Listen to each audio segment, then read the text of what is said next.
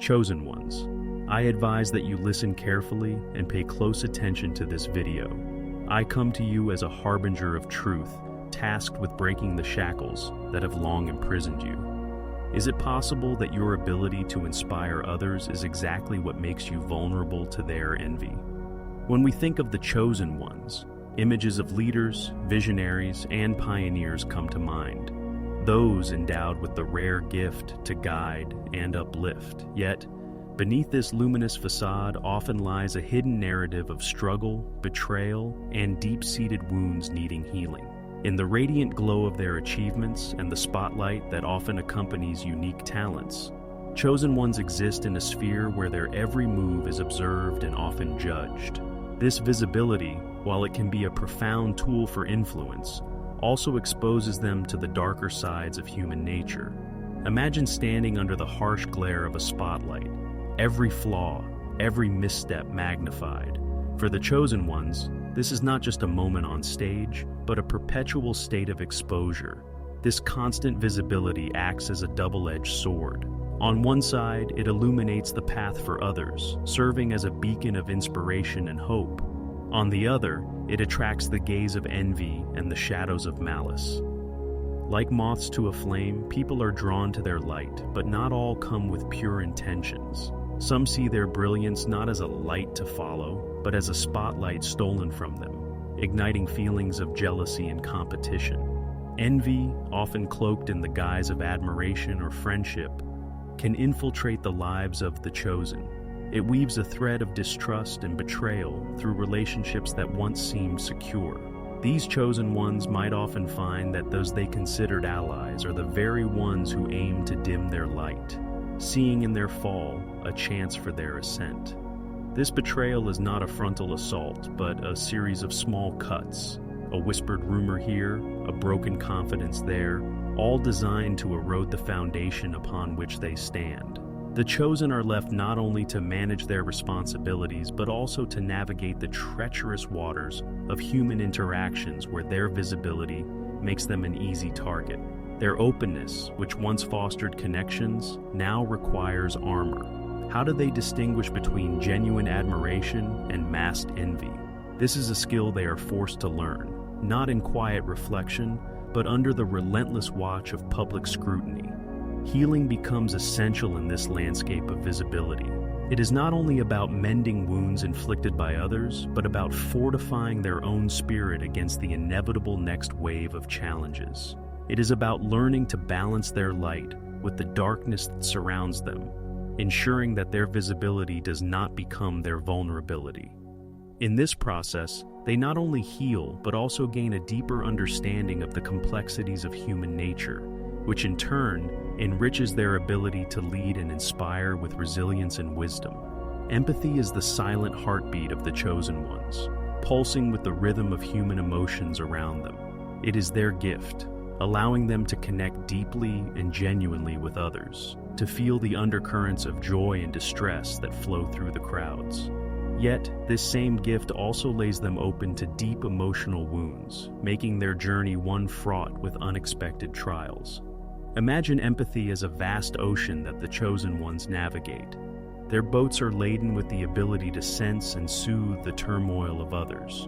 However, this ocean is not always calm. The deeper their empathy, the rougher the seas become. They feel not just the surface sprays of joy and sorrow, but also the deeper, more turbulent undercurrents of human deceit and manipulation. Their openness, intended to heal, becomes a gateway through which pain and betrayal enter, often leaving scars only they can feel. In their desire to help and heal, chosen ones extend their hands, often to those who hide thorns. These are individuals who, driven by their insecurities, see the empathetic nature of the chosen ones as a vulnerability to exploit. They wrap their intentions in cloaks of feigned vulnerability, drawing the chosen into emotional quagmires.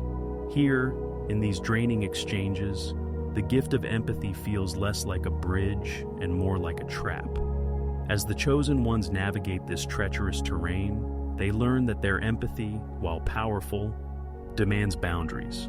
Healing for them involves the delicate art of building these boundaries. not to push others away, but to safeguard their own hearts. It is about discerning when to open their arms and when to fold them close, protecting the compassionate core that defines their very being. This journey of healing is not merely about recovery, it is about transformation. The chosen ones must learn to wield their empathy not as a sword that leaves them exposed, but as a shield that also protects.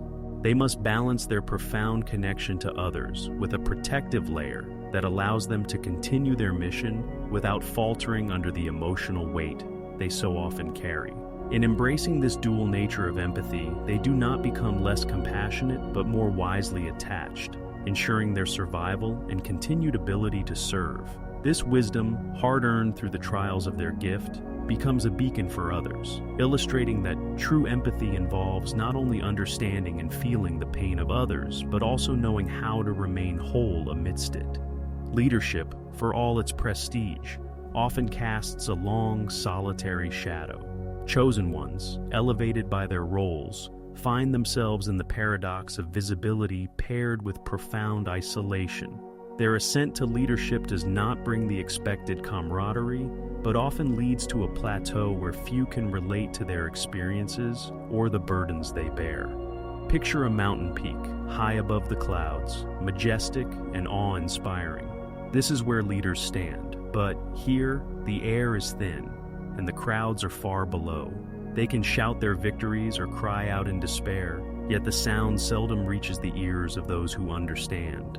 In this elevated state, their every decision impacts not just their own paths, but the lives of countless others. And with this great responsibility comes an isolating barrier. The isolation felt by these leaders is not merely physical, but emotional and intellectual. They grapple with decisions that bear weighty consequences, knowing well that their choices are scrutinized and often misunderstood by those not privy to the full scope of challenges they face. This solitude is an arena where doubt and confidence duel, where the chosen ones must commune with their innermost thoughts without the solace of an understanding shoulder. Within this isolation, the echo of their thoughts becomes a chorus of uncertainties. Are they leading correctly? Are their sacrifices recognized, or are they in vain? Here, in the quietude of leadership, the chosen ones confront their vulnerabilities, shielded from the world's eyes, yet exposed to their own critical self-assessment. Healing for these solitary leaders means bridging the gap between their lofty positions and the grounding need for connection. It involves reaching out, finding peers, mentors, or even confidants who can share the emotional burden of leadership. It also means creating spaces for vulnerability, where they can express doubts and fears without the mantle of leadership judging their every word. The journey of healing in isolation is about reconnecting with their human side, about learning that even leaders need support networks. It's about understanding that true strength sometimes lies in admitting the need for others' presence and perspectives. In this realization, the chosen ones find not only solace, but also a renewed strength to lead, grounded not in isolation, but in a community of shared understanding and mutual support. Imagine the immense pressure of a towering dam, holding back a vast reservoir. This is akin to the burden of expectations borne by the chosen ones. In their world, every action and choice is loaded with the weight of collective hopes and anticipations, each step scrutinized under the microscope of societal, professional, and personal standards. This pressure is not just external, but often internalized, becoming a relentless drive that pushes them towards perfection at the expense of their well-being. The chosen ones are heralded not only for what they have accomplished, but also for what others believe they should achieve next. This relentless tide of expectations can erode the foundations of their self-esteem and personal joy. They are celebrated, yes, but they are also confined within the narrow definitions of success dictated by their roles and the projections of others. Their achievements, rather than milestones, become markers on a never-ending road of demand and duty. This continuous strain can manifest as a crushing weight on their shoulders, a constant reminder that they must not falter, not fail, not show fatigue. They are expected to be paragons of virtue, resilience, and leadership, always ready to meet challenges with grace and efficiency. However, beneath this facade of invincibility, there is often a silent battle being waged, a struggle with anxiety, self-doubt, and the fear of losing relevance if they step back or slow down. Healing for these individuals entails recognizing the unsustainable nature of these pressures and seeking ways to moderate the burdens they carry. It involves setting realistic expectations for themselves and communicating these boundaries to others. Healing means learning to value their mental and physical health as much as their accomplishments, understanding that they are human and that imperfection is not only natural but an integral part of growth. In this healing process, the chosen ones must also cultivate environments where their worth is not solely tied to their output or success. They need spaces, both internally and in their communities, where they can rest without judgment, express vulnerabilities without fear of repercussion, and recharge without guilt. Through these acts of self-care, they can begin to lift the weight of expectations and find a balance that allows for sustained personal fulfillment and professional effectiveness. In the life of a chosen one, their actions and words often traverse through a forest of perception, where every move can be misread and every intention misconstrued. The shadow of misunderstanding casts a long, chilling spell over their endeavors, transforming well-meant gestures into objects of suspicion or scorn. These chosen ones, with hearts aimed at altruism and change, find their motives questioned and their character judged under the harsh light of public scrutiny. Visualize a painter, one who mixes bold and unconventional colors to portray a vision of harmony and innovation. Yet, viewers see the canvas and question not the art, but the artist's intent, suggesting ulterior motives or hidden messages. The chosen ones face similar trials. Their innovative ideas, meant to challenge the status quo and inspire new thinking, are often met with resistance framed by doubt and fear. Their attempts to lead, to guide, to uplift are pitted against a barrage of skepticism. This misinterpretation extends into the personal arena.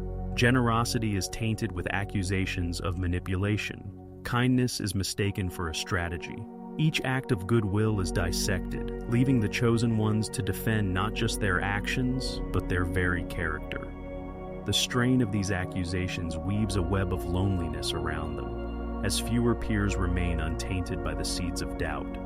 Their isolation grows, fed by the very misunderstandings they seek to dispel. The emotional burden of being constantly misinterpreted is profound. Chosen ones often find themselves retreating inward, questioning their own perceptions and the clarity of their outward expressions. They wrestle with the decision to either dim their visionary light to fit dimmer expectations or to continue shining brightly, albeit often alone. Healing from these relentless misinterpretations requires a rekindling of inner clarity and purpose. The chosen must surround themselves with voices that understand and affirm their intentions, creating a circle of trust that fortifies them against the storms of doubt. They must also refine their communication, striving for even greater clarity to pierce through the fog of suspicion that surrounds them. Through this process, the chosen learn not only to navigate the landscapes of human interaction with greater caution, but also to use their experiences of misinterpretation as tools for deeper self-awareness and stronger, more resilient expressions of their true intentions. In doing so, they not only heal themselves, but also lay down pathways of understanding for those who follow. Thus, the journey of healing is not just necessary, but essential for the chosen ones. It is through acknowledging and addressing their wounds that they can continue to lead and inspire. Healing allows them to mend not only their hearts, but also to fortify their spirits against the trials of their paths. It is in this rejuvenation that they find the strength to remain luminous amid the shadows that seek to envelop them.